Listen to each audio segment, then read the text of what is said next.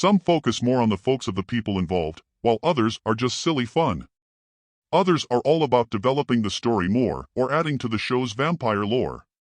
The roast mixes in a bunch of different styles.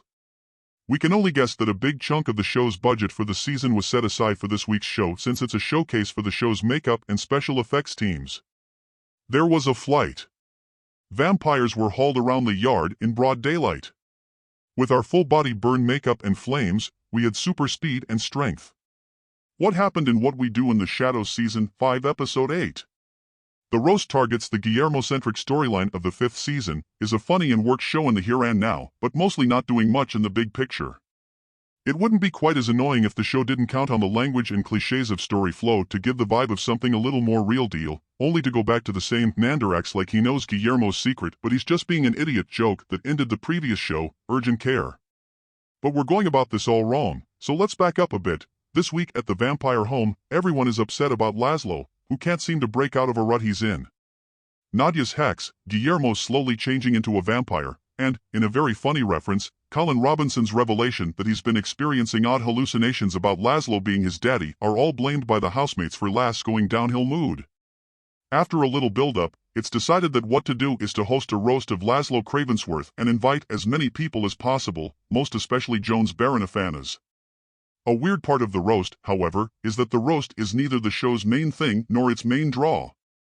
Watching Nander, Nadia, and Colin awkwardly roast a near-comatose Laszlo, tossing out "you might be a Laszlo Cravensworth" gags, and Colin's typically painful butchering of the aristocrats isn't as fun as it seems like it should be, but Wooditz isn't exactly a show where the characters make jokes as jokes. Things don't really get going until the guide, who actually gets to speak, spills to Afanas that Guillermo set him on fire in the pilot and that he has some sneaky Van Helsing blood in his system. Right away, Afanas loses it, ruins the roast, and goes on the search, reminding us for a brief moment that this guy and vampires in general, in this universe, can be really freaky when they're not playing suburb dads to a hellhound that spews fire and crap.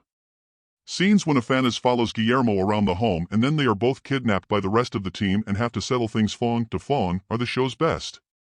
Jones is fantastic in these moments, expertly balancing Afanas' charming and creepy vibe, while Harvey Guillen is as solid as ever as the voice of reason. In another scene, Afanas throws Guillermo's body down the carpeted entryway floor, and Laszlo performs an on-the-rug autopsy to figure out that the victim is really a Frogismo. Everything is running well, with the trademark mix of pathos, horror, and comedy that this show is so good at making when it's on. The bottom line is that the roast works, at least in theory. When taken as a whole, the show's light story flow starts to annoy, especially the repeated, creepy warnings that Nander will kill Guillermo and himself after finding out the truth, which he obviously won't do until the very end of the season. When Laszlo's sadness is shown to have nothing to do with the season arc nonsense, it's almost as if the show is nodding at how ridiculous it is to invest in the program's main story. The show's long-form story isn't up to the same standard as its funny, startling in-the-moment work, but it doesn't make the same old any less of a drag.